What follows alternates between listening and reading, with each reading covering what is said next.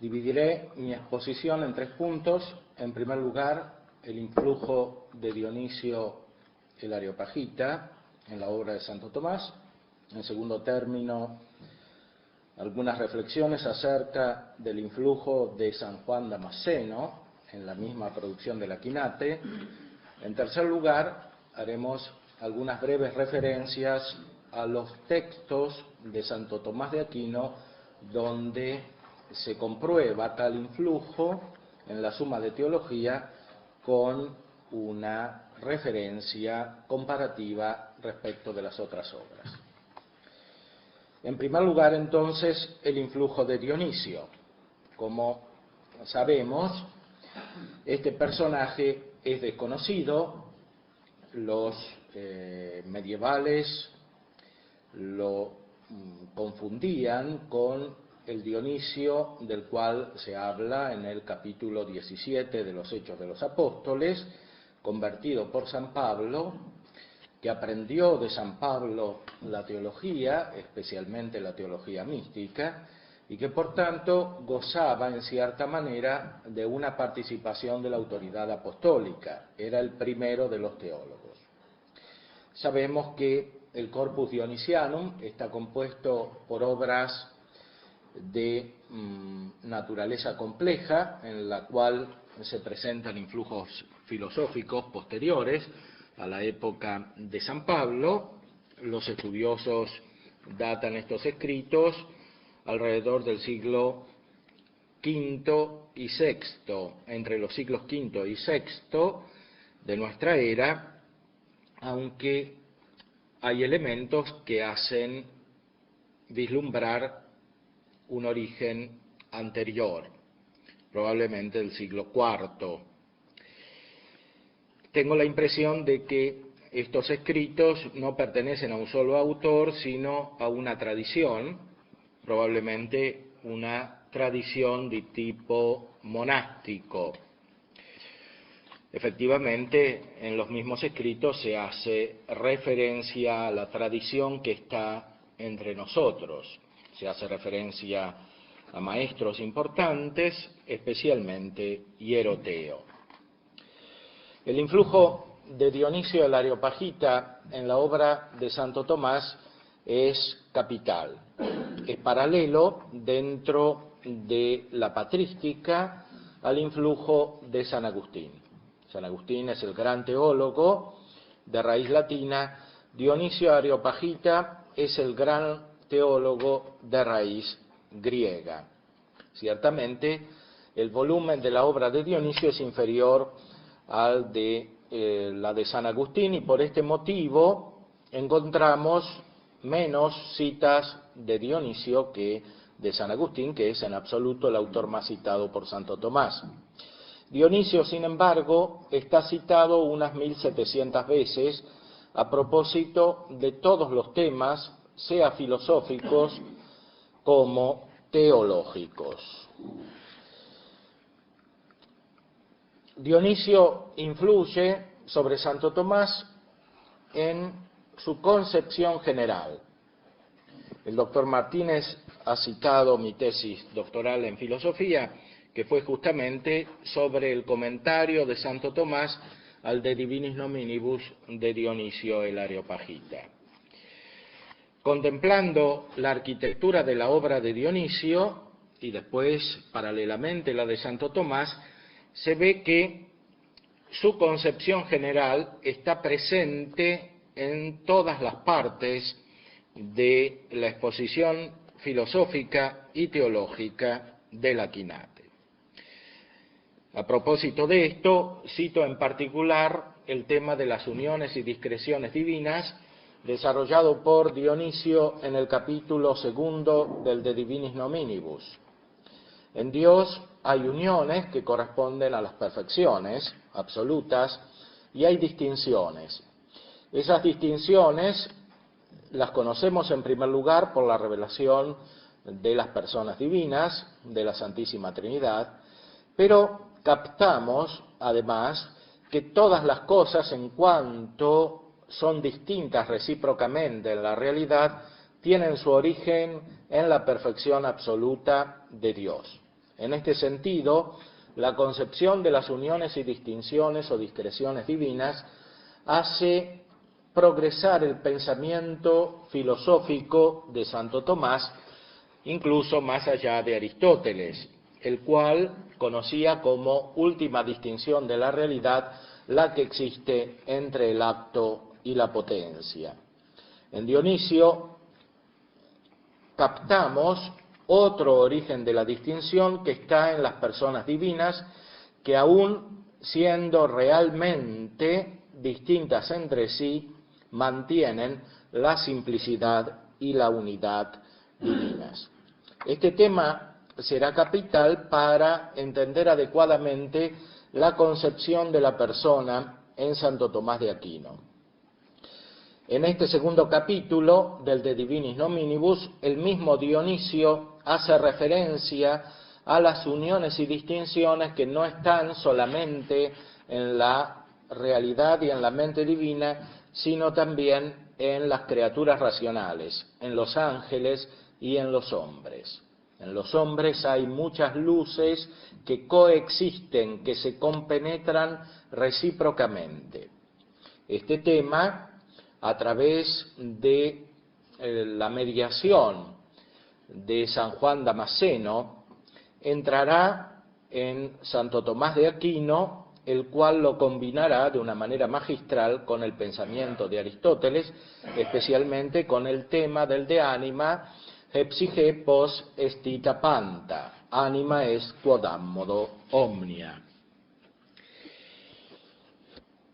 Otro tema capital que influye en Santo Tomás es el del conocimiento de Dios. Para Dionisio hay dos vías, fundamentalmente, la vía negativa y la vía afirmativa. Todo lo que podamos decir afirmativamente acerca de Dios es inconsistente o inexacto, mientras que las negaciones son exactas cuando nos referimos a Dios. Esto porque Dios está más allá de todo lo que puede pensarse e incluso está más allá del ser, en el sentido de que Dios es el ser perfecto y por tanto la bondad que incluye todas las perfecciones. Los temas específicos que se encuentran en el Corpus Dionisianum y que después pasan a la concepción filosófica y teológica de Santo Tomás son innumerables. Citemos simplemente las perfecciones divinas, la expresión del dogma trinitario, la concepción cristológica y también la concepción sacramental.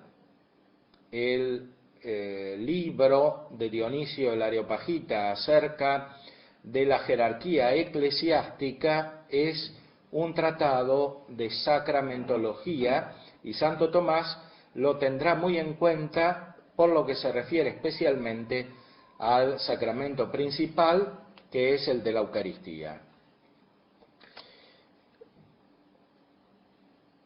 En segundo lugar, encontramos, dentro del plan que nos habríamos propuesto desarrollar, el influjo de San Juan Damasceno. Para entender a San Juan Damasceno, que vive entre los siglos VII y VIII, es necesario captar toda la tradición anterior. San Juan Damasceno transmite a la posteridad una especie de suma teológica de la patrística oriental, principalmente de lengua griega. El libro capital y más conocido de San Juan Damasceno se titula De Fide Ortodoxa, en latín. La fe ortodoxa, que es un manual utilizado sea por los autores griegos, sea por los autores latinos, y muy especialmente por Santo Tomás de Aquino. En San Juan Damasceno encontramos un puente entre las dos tradiciones, la latina y la griega, por el uso común que ambas, en épocas posteriores hasta nuestros días, hacen de la obra de San Juan Damasceno, y encontramos también un carácter sintético en el orden filosófico, porque San Juan Damasceno combina los elementos platónicos que vienen a través de la tradición patrística oriental con elementos aristotélicos que él desarrolla de un modo filosófico. Efectivamente, este libro de Fide Ortodoxa es parte de una obra más amplia donde están tratados ciertos temas filosóficos con una inspiración que es también aristotélica. Por este motivo, Santo Tomás encuentra una connaturalidad especial respecto de la obra de San Juan Damasceno. Digamos, además, que en San Juan Damasceno el influjo de Dionisio del Areopagita es capital. Dionisio representa un punto de referencia fundamental, por lo cual tenemos como resultado que la obra de Dionisio influye doblemente en la producción de la quinata, es decir, directamente y también a través de la síntesis, en cierta manera simplificada, de San Juan Damasceno. La arquitectura del De Fide ortodoxa de San Juan Damasceno está presente en la Suma Teológica de Santo Tomás. Las partes de la obra del Damasceno sobre la exposición de la fe corresponden fundamentalmente a las tres partes de la Suma de Teología. Es verdad que en esta está presente también la arquitectura de la teología latina anterior, especialmente sistematizada por Pedro Lombardo en el siglo anterior con sus famosas sentencias. La arquitectura de Pedro Lombardo, a su vez, depende de la concepción patrística, aunque éste no conocía tan profundamente la obra de los padres griegos como, en cambio, Santo Tomás. Hay temas específicos que pasan directamente de San Juan Damasceno a Santo Tomás, y estos temas están especialmente referidos a la concepción de la persona. En primer lugar, el gran tema del hombre como imagen de Dios. En el prólogo de la segunda parte de la Suma de Teología, de una manera muy solemne, se pone una cita de San Juan Damasceno como faro de luz que ilumina toda la concepción moral y antropológica de Santo Tomás. No se puede entender al hombre sino como imagen de Dios. Este tema lo ve Santo Tomás especialmente claro en la obra de San Juan Damasceno. Pero es sobre todo en la cristología en la cual el Atinate sigue al Damasceno.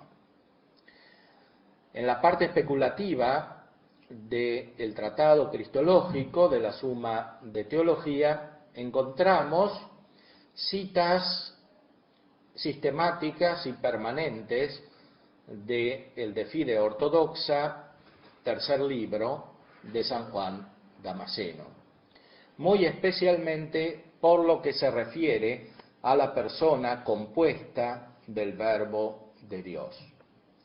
Este tema no estaba tratado de esta manera en la teología latina anterior. Las reflexiones de Dionisio el Areopagita, que pasan a través de San Juan Damasceno, terminan así en esta concepción original de Santo Tomás que une los resultados de la patrística griega con los elementos propios de la filosofía aristotélica, muy especialmente con la concepción del ser, del einai, que recibe Santo Tomás de la metafísica del Estagirita. Vamos a citar dos textos como ilustración de cuanto acabamos de manifestar. En primer lugar, De Divinis Nominibus, Periceion Onomaton, de Dionisio el Areopagita, capítulo 2, un texto tomado de los elementos de teología del muy santo Hieroteo. Aquí se presenta el carácter tradicional de la obra del Corpus Dionisianum. Dionisio, o quien fuere el autor de estos textos, hace referencia a su maestro, Hieroteo. Dice Hieroteo según Dionisio: la divinidad de Jesús es causa que todo lo perfecciona y conserva las partes en tal armonía con el todo que ni es parte ni es todo, siendo al mismo tiempo las dos cosas, todo y parte. Dentro de su total unidad contiene de modo eminente y por anticipación el todo y las partes. Tal perfección está en los imperfectos como fuente de perfección. Está también en los perfectos, pero como trascendente y anterior a su perfección de ellos. Es forma informante de cuanto carece de forma, pues es su principio formal. Es también la forma trascendente en lo que ya está formado, el ser que está sobre todo ser sin que nada lo alcance, supraesencia de toda esencia, es límite de todo, principio y cauce, pero está por encima de todo principio y orden, es la medida de todas las cosas, es eternidad que trasciende y es anterior a la eternidad, es abundancia donde hay escasez y sobreabundancia donde no falta nada, indescriptible, inefable, trasciende toda inteligencia, toda vida, todo ser, maravillosamente posee toda maravilla y trasciende todo lo trascendente. Por amor ha descendido a nuestro nivel y se ha hecho una criatura, etc. Esta concepción cristológica viene de la tradición anterior a Dionisio y es transmitida a San Juan Damasceno y a través de San Juan Damasceno a la teología latina medieval, comenzando por la de Santo Tomás de Aquino. De este texto rescatamos especialmente la referencia al todo y las partes que están contenidas eminentemente en la unidad. Este estar contenidas es propio de la persona. Efectivamente, encontraremos en la segunda cuestión de la tercera parte de la Suma de Teología la referencia a la persona divina de Cristo como un todo. La persona es totalidad, la persona es unidad. Unidad, sin embargo, que no cancela las diferencias. Por esta razón, encontramos en la cristología de Santo Tomás una profundización filosófica de la noción de persona que tiene una inspiración de raíz superior, una inspiración teológica. En la primera parte de la Suma de Teología habíamos encontrado a la persona como aquello que es más noble o más excelente en toda la naturaleza. La persona está concebida, por supuesto, según la definición tradicional de Boecio, pero está concebida más allá de esta definición. Y esta concepción está más perfectamente desarrollada en la madurez de la producción de Santo Tomás, es decir, en la época en que redacta la tercera parte de la Suma de Teología. Aquí Santo Tomás ha ya conocido con profundidad a Aristóteles y sobre todo ha tomado contacto nuevo y en cierta manera inédito en el ámbito de la teología latina medieval con la patrística griega. La tercera parte de la Suma es especialmente rica en citas de los padres de la Iglesia orientales. Aquí Santo Tomás va más allá de lo que había dicho en la primera parte y expresa que la persona es el todo y puede asimilar la concepción dionisiana que le llega a través de San Juan Damasceno, además de la lectura directa de los textos del Corpus Dionisianum. Leemos en el De Fide Ortodoxa de San Juan Damasceno a propósito de la persona divina del Verbo, en el libro tercero que trata justamente el tema cristológico. Pues bien, afirmamos que la hipóstasis divina del Verbo de Dios antes existía de modo atemporal y eterno. También era simple, no compuesta, increada, incorpórea, impalpable, no circunscrita, teniendo todo aquello cuanto tiene el Padre, en modo consubstancial con Él. Se diferenciaba por el modo de la generación y por la relación con la hipóstasis paterna. Existía perfectamente y nunca abandonaba la hipóstasis paterna. En cambio, en los últimos tiempos, el Verbo, sin separarse del seno paterno, de modo no circunscrito, habitó en el vientre de la Santa Virgen, sin semilla y sin estar comprendido, puesto que Él era el que comprendía.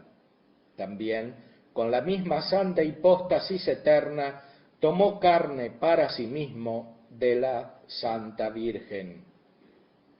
Ciertamente estaba en todas las cosas, también existía por encima de todas ellas, y existía en el vientre de la Santa Madre de Dios, pero en ella por la actividad de la encarnación. Así pues, se encarnó cuando adquirió de ella la primicia de nuestra arcilla, la carne animada con alma racional y intelectual, de modo que la misma hipóstasis trata con la carne. Esta hipóstasis del Verbo de Dios, la que antes era la hipóstasis simple del Verbo, se hace compuesta, pero es compuesta de dos naturalezas perfectas, la divinidad y la humanidad.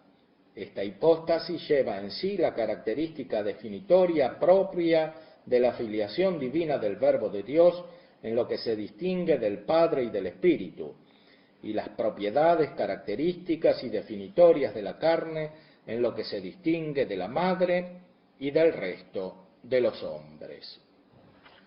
Esta concepción, admirablemente sintetizada por San Juan Damasceno, proviene de la tradición. Pasamos con esto al tercer punto de nuestra exposición, referente directamente a los textos de Santo Tomás en la Suma. En la primera parte de la Suma, el influjo de Dionisio el Areopagita es capital por lo que se refiere a la concepción de la bondad divina. Si observamos bien la arquitectura de la Suma Teológica, encontraremos que las tres partes están centradas sobre la bondad de Dios. La primera parte comienza por la simplicidad de Dios, que es un atributo negativo, y trata inmediatamente acerca de la perfección y la bondad divinas que corresponden a el primero y más excelente de los atributos o perfecciones positivas de Dios. Porque la bondad incluye todas las otras perfecciones. En efecto, como enseña Santo Tomás, la bondad es el ser perfecto. La segunda parte de la Suma de Teología, como veremos a continuación, comienza también por la consideración de la bondad divina. En efecto, siguiendo la tradición y citando a Dionisio el Areopagita, dice Santo Tomás que el motivo de la encarnación es la bondad de Dios.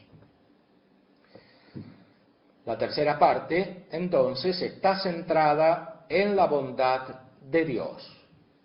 Dios se encarna porque es bueno, porque la bondad se comunica, siendo tan sobreabundante, como decían los padres, no se queda como sin germinación, decía Dionisio, germina, brota.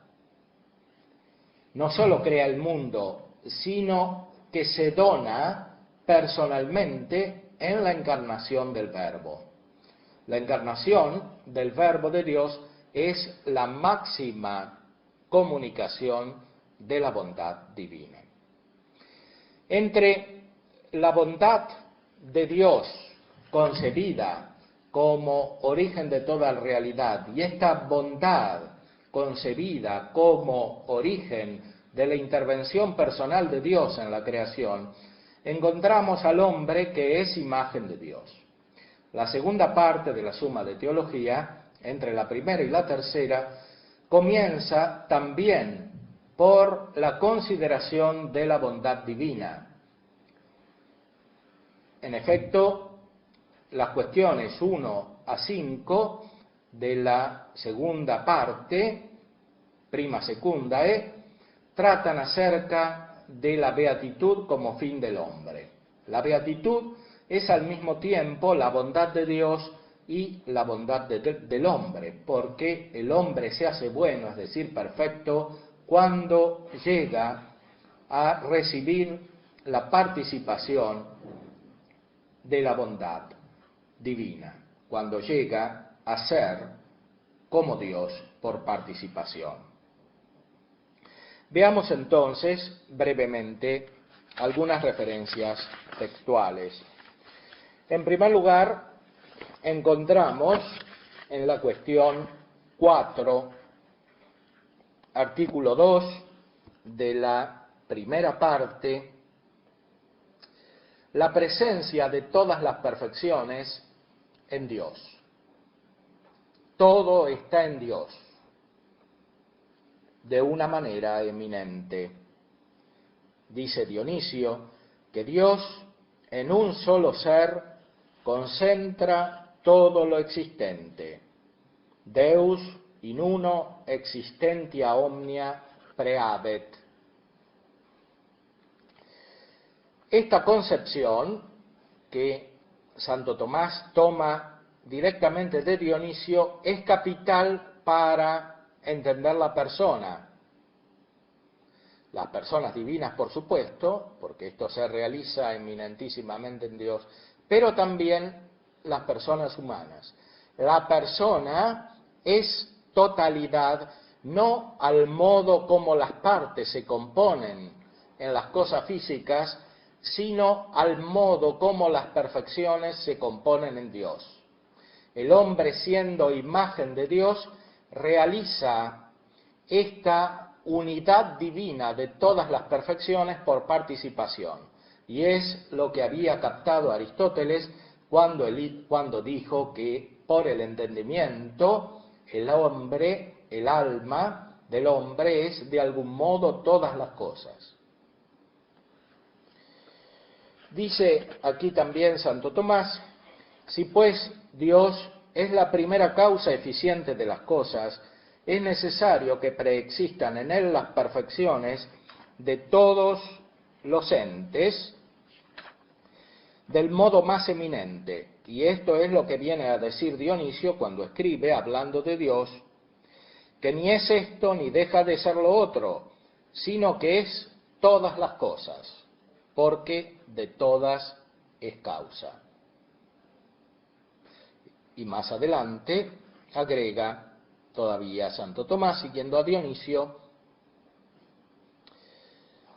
Esto lo indicó Dionisio al decir que Dios no existe de un modo cualquiera, sino que absolutamente, sin límites y sin oscilaciones, concentra en sí todo ser, y después añade que es el ser de todo lo que subsiste.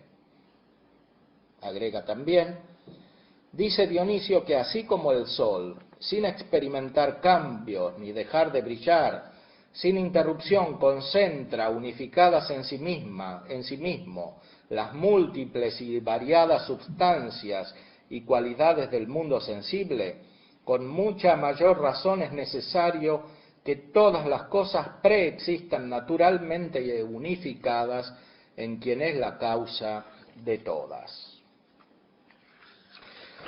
Pasamos a otro tema fundamental, esta vez con San Juan Damasceno. Como hemos referido, hay una cita capital del De Fide Ortodoxa al principio de la segunda parte de la Suma. Dice Santo Tomás: como escribe el Damasceno, el hombre se dice hecho a imagen de Dios, en cuanto que la imagen significa un ser intelectual con libre albedrío y potestad propia. Por esto, después de haber tratado del ejemplar, a saber de Dios, y de las cosas que por el poder divino produjo según su voluntad, resta que estudiemos su imagen, que es el hombre en cuanto es principio de sus obras, por estar dotado de libre albedrío y dominio sobre sus actos. Aquí encontramos una inspiración filosófica que Santo Tomás recibe de San Juan Damasceno. Además de recibir la concepción teológica que viene de la tradición, especialmente en el campo del estudio de Cristo, Santo Tomás recibe aquí un influjo filosófico. El hombre, para San Juan Damasceno, es imagen de Dios. Imagen de Dios significa que es intelectual. Imagen de Dios significa que tiene una voluntad dotada de libre albedrío. Esta concepción del hombre como imagen de Dios es capital en la filosofía de Santo Tomás y es central en su concepción de la persona. La persona, en efecto, no es la substancia simplemente como permanece sin desarrollo. La persona es la substancia que se perfecciona. Los accidentes metafísicamente de verdad perfeccionan la substancia. Esto se realiza en el hombre y en las criaturas racionales, en primer lugar a través del intelecto.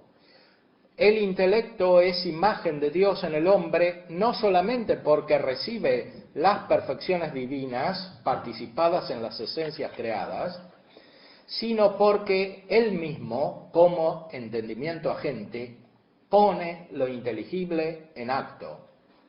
Así como el entendimiento divino es creador, estampa las formas en las cosas, que son reflejo de las ideas divinas, así también el entendimiento agente, pero no de la nada, sino presuponiendo la sustancia de las cosas corporales y presuponiendo la esencia creada por Dios en esas mismas cosas corporales, el entendimiento pone en acto lo que es inteligible en potencia. Lo pone en acto en el mismo entendimiento, es decir, en el entendimiento posible. De una manera semejante, hacer el bien significa participar en la voluntad de la bondad divina. La concepción moral de Santo Tomás es profundamente personal, en este sentido, inspirado en San Juan Damasceno. Los actos libres son aquellos que conducen al fin. El fin es la contemplación de Dios, es decir, tener de modo derivado y comunicado el mismo acto por el cual Dios se contempla a sí mismo en todas las perfecciones que posee, que son las de toda la realidad, de modo infinito. Cuando el hombre se mueve hacia el fin, produce actos que paulatinamente lo hacen participar de ese fin. Los actos buenos son aquellos en los cuales está estampada de una manera creciente la imagen de Dios. Los actos buenos no son buenos simplemente porque la voluntad de un modo abstracto tiende al fin, sino porque la voluntad de un modo concreto participa, realiza y anticipa la bondad del fin. Es decir, los actos morales buenos son los que incluyen un aspecto contemplativo, los que anticipan contemplativamente el fin. Esto a su vez se participa a las dimensiones inferiores de la personalidad, según las potencias de los apetitos concupiscible e irascible y de las facultades cognoscitivas de los sentidos internos e incluso externos. Santo Tomás, en la Prima Secundae, usa la autoridad del Damasceno muy especialmente para analizar los actos voluntarios, sobre todo el acto del consejo. Por ejemplo, en la cuestión 15, artículo 1 de la Prima Secundae, dice Santo Tomás: afirma el Damasceno que si alguien juzga y no ama, no hay en él decisión. Esto es, consentimiento. Pero amar es acto apetitivo, luego también consentir. El Damasceno entonces le enseña a Santo Tomás, más allá de lo que se encontraba en la ética aristotélica, cómo los actos voluntarios realizan de verdad la anticipación del fin y no se pueden confundir con los actos del entendimiento. Tienen su especificidad propia que procede y está finalizada hacia la contemplación del entendimiento.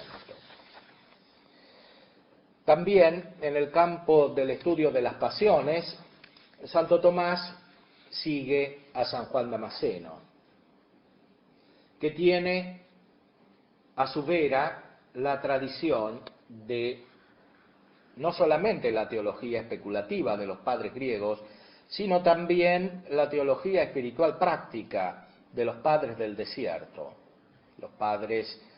los primeros monjes que estaban en Egipto, los monjes que seguían la tradición de San Basilio, etcétera, que como sabemos presentan un gran discernimiento espiritual. Por eso la autoridad del Damasceno le sirve muy especialmente a Santo Tomás para entender lo que en la tercera parte, a propósito de la humanidad del Verbo encarnado, llama voluntad por participación.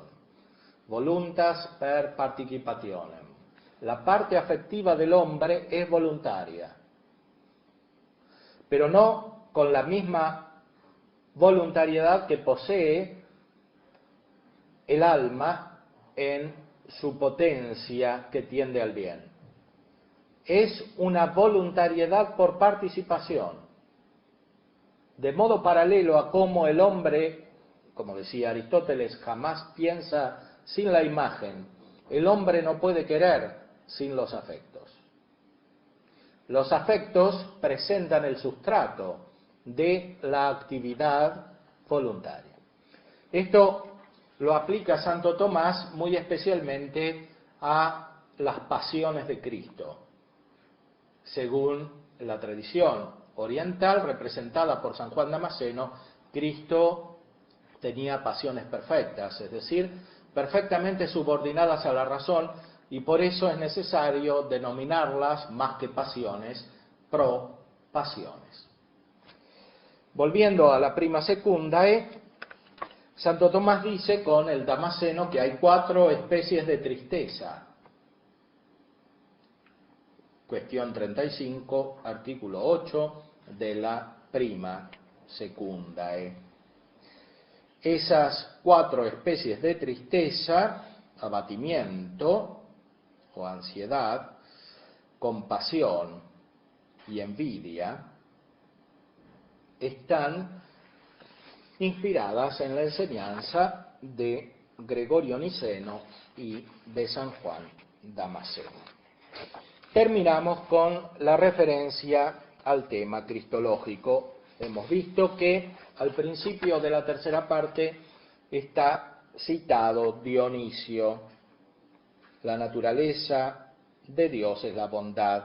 Ahora corresponde a la razón del bien que se comunique a los otros, como dice Dionisio en el 4º capítulo del libro de los nombres de Dios. Por eso, a la razón del sumo bien corresponde que se comunique en modo sumo a la criatura. Esto se da en la encarnación del Verbo. En la cuestión segunda, que es la más especulativa de la tercera parte, la autoridad de San Juan Damasceno recibe un tratamiento especial. El sed contra del artículo 3, que es el más importante, reporta literalmente un pasaje del De Fide Ortodoxa de San Juan Damasceno. En el Señor nuestro Jesucristo conocemos 2 naturalezas, pero una sola hipóstasis. En el artículo 4 está puesta la referencia a la persona compuesta. En el Señor Jesucristo hay 2 naturalezas y una hipóstasis compuesta por ambas. La profundización que hace Santo Tomás de este tema de la persona compuesta del Verbo es admirable. Por un lado, él sabe perfectamente que Dios es simple, que las personas divinas son simples. Por otro lado, la revelación nos indica que la persona divina del Verbo es una sola y que realmente contiene 2 naturalezas perfectas. Él es perfecto Dios y Él es perfecto hombre. Ambas naturalezas pertenecen a la única persona divina del Verbo de Dios. A partir de aquí, en la tercera parte de la suma, las citas del De Fide Ortodoxa del Damasceno se hacen innumerables. Está puesto en los et contra, está puesto en las objeciones y después aclarado en la respuesta a las objeciones, está puesto directamente en el cuerpo de los artículos. San Juan Damasceno le hace entender a Santo Tomás la riqueza infinita contenida en la persona del Verbo y cómo esa riqueza infinita pasa a nosotros por la gracia. La humanidad del Verbo es instrumento de la divinidad, es organum. Esta condición de instrumento es un tema desarrollado también por San Juan Damasceno y recibido por Santo Tomás. En la Santísima Eucaristía, que es la coronación de todos los sacramentos, recibimos la divinización justamente en cuanto en ella está contenida la persona misma del Verbo de Dios con todas sus perfecciones, que son todas las perfecciones infinitas de Dios y que son todas las perfecciones reflejadas en la humanidad del Verbo como primera imagen de Dios. Por eso, en la persona del Verbo encarnado, encontramos de una manera eminente el significado de la condición personal del hombre. El hombre es persona no solamente porque ya es sustancia, sino porque de una manera dinámica está dirigido a una participación creciente de las perfecciones divinas y de las perfecciones de la humanidad de Cristo. Por eso, el hombre tiene como modelo de su ser persona, no una persona humana, sino la persona divina del Verbo de Dios. Aquí, por supuesto, hay un amplio espacio para la investigación metafísica y sobre todo para la investigación teológica que presupone esta investigación metafísica. Ambas se complementan mutuamente. La investigación teológica, como vimos, hace profundizar la metafísica y la investigación metafísica permite expresar e indirectamente avanzar a la investigación teológica. Con esto termino exhortando a todos a estudiar profundamente no solamente la concepción de la persona de Santo Tomás de Aquino, sino estudiarla a la luz de las fuentes que están contenidas no solamente en su inspiración aristotélica, sino también en la inspiración filosófica y teológica que viene de los padres de la Iglesia y muy especialmente de estos padres griegos.